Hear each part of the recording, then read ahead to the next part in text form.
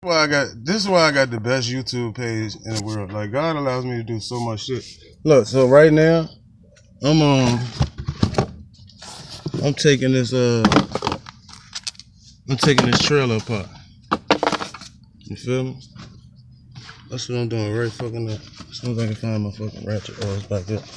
So, and I didn't know this till today, but these trailer seats, they only held together by 4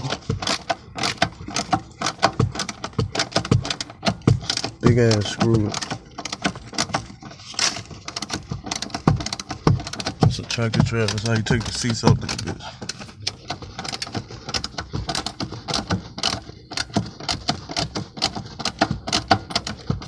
But I can't continue to film and do this. I mean, I can, but I just want to put my energy into this. I just wanted to show y'all. There's some new shit I'm learning. I'm blessed.